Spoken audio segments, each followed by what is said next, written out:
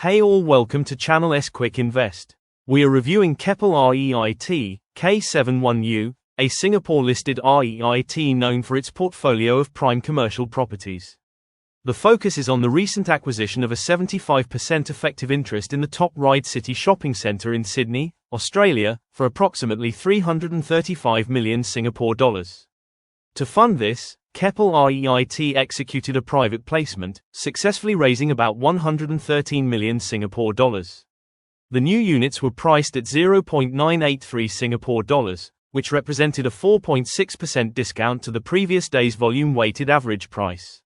This transaction uses a combination of funding, roughly 60% from the equity placement and perpetual securities, and 40% from Australian dollar-denominated debt. Crucially, this acquisition is a strategic shift. Post-completion, Keppel REIT's total portfolio value will grow to around 9.8 billion Singapore dollars. Let's look at the specific portfolio composition.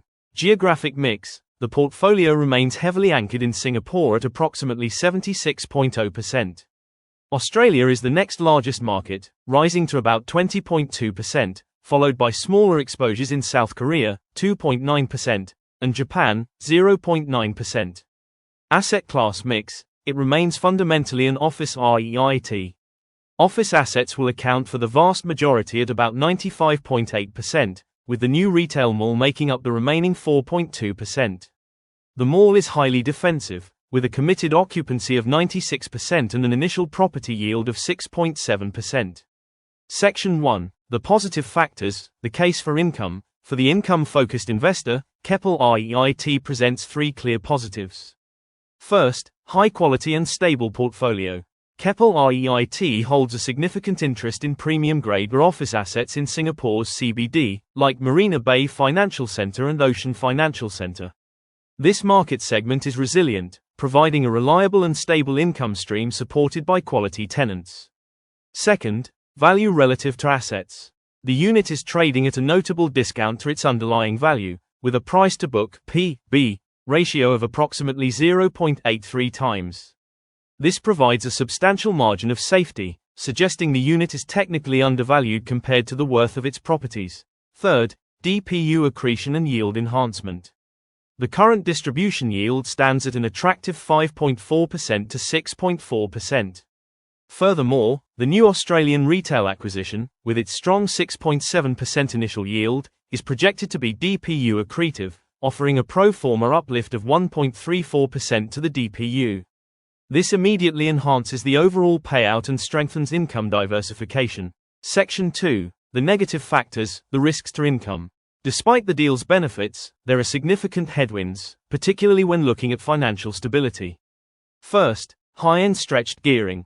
The aggregate leverage is already high at around 41.2% before the transaction, and the funding for this acquisition maintains the post-transaction leverage at similar elevated levels. The frequent need for equity and debt, including perpetual securities, points to a management team pushing the balance sheet close to the regulatory ceiling of 50%. This constant need for capital raises, including past rights issues, increases the risk profile. Second, low interest coverage ratio (ICR). The interest coverage ratio stands at a low range of around 2.5 to 3.0 times. This is a critical factor.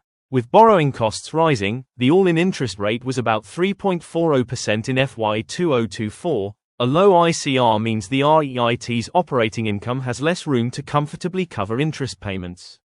This exposes the REIT to higher refinancing risk if interest rates do not decline soon. Third, dilution and DPU pressure. While the recent private placement offered a unit price of 0.983 Singapore dollars and was DPU accretive on a pro forma basis, frequent capital raises can cause dilution for existing unit holders who cannot, or choose not to, participate. More importantly, the high cost of debt continues to exert downward pressure on overall distributable income, evidenced by the relatively flat DPU of 5.60 cents in FY 2024. Conclusion. Overall valuation. In summary, Keppel REIT is a high-quality, high-yielding portfolio trading at a discount to book value, making it fairly valued to undervalued. However, this value proposition is conditional on an investor's risk tolerance. The high financial leverage and the low interest coverage ratio make this a more aggressive income play. An investor must weigh the stable income from premium assets and the beneficial diversification against the elevated balance sheet risk. It is a stock for income investors who are comfortable with the current financial strain and believe in the long-term value of its Grade A properties. Let me know in the comments, do you have concern on Keppel high debt ratio?